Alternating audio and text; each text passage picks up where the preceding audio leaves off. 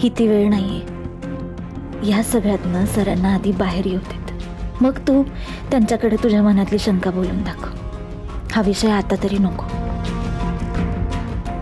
पण अश्विनीचं हे अचानक जाणं, हे जे कोड आहे ना, ते तुला सोडावंच लागेल.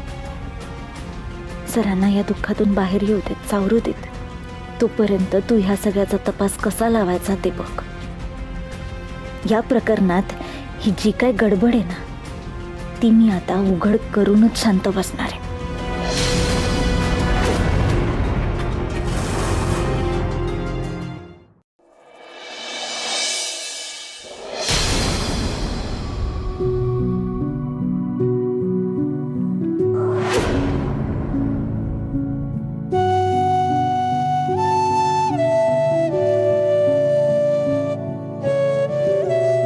सकाळपासून कोणीच खाली आलं नाही.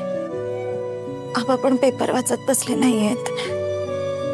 आजी दादा पण भूक लागली म्हणून मागं फिरत नाहीयेत. सगळेच असे जर आपापल्या खोलीत बसून राहिले तर कसं चालेल बरं? देवा, काय करायचं आता? आणि काय ग, एवढा कसला विचार करतेस? सकाळपासून कोणीच खाली आलं नाही. सगळ्यांची काय अवस्था आहे तुला माहिती आहे ना. चिकूच्या जाण्यानं सगळं हसून नसल्यासारखं झालंय, सगळं थांबल्यासारखं झालंय ग. मला कळतंय सगळ्यांना काय वाटतंय. आता असं करून कसं चालेल? आबा, इंद्रजित सर, कोणीतरी खमक व्हायला पाहिजे ना. मला नाही बघवत त्यांची अशी अवस्था. मलाही नाही बघवत, पण राणी, चिकूच्या दुःखातनं सावरणं एवढं सोपं नाहीये ग. पण राणी, तुला आता खमक व्हावं लागणार आहे. आपल्या घरातल्या प्रत्येक माणसाला तुला सावरावं लागणार आहे. सगळ्यांना धीर द्यावा लागणार आहे. आपल्या घरातल्या प्रत्येकाचा तुला आधार व्हावा लागणार आहे. आपल्या घरामध्ये पुन्हा एकदा नवं चैतन्य तुलाच निर्माण करावं लागणार. मला विश्वास आहे तू ते करशील.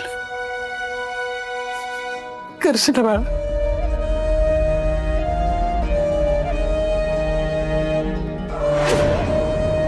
रत्नाई, काय ग? एक विचारू का? हो, विचार. त्या दिवशी जेव्हा मी हॉस्पिटलमध्ये ऍडमिट होते, त्या दिवशी अजित दादा डबा नाही का घरी विसरले होते? हा, तेव्हा आपल्याकडे कुठली भाजी बनवली होती? का ग, मध्येच असं काय विचारतेस? तुम्ही प्लीज सांगा ना. त्या दिवशी पालकची भाजी बनवली होती. पण ही भाजी टेरेसवर कशी काय? राणी, काय ग, काय झालं? काय नाही, काय नाही आई.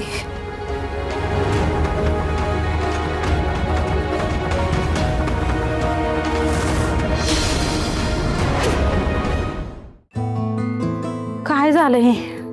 एवढी सोन्यासारखी पोर फार कवळ्या वयात गेली. अश्विनी माझ्या राणीची नणंद कमी आणि मैत्रीणच जास्त होती. लई वाईट झालं, लई वाईट झालं.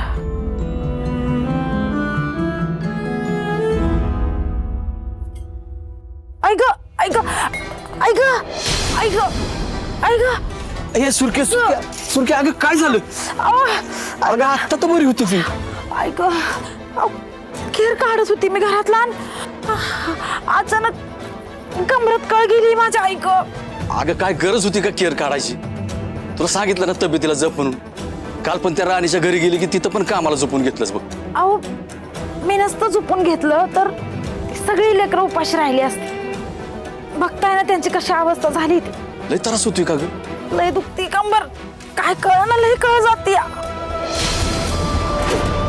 जर व्हायचा आराम कर, म्हणजे पाठीला कळ लागायची बंद होईल.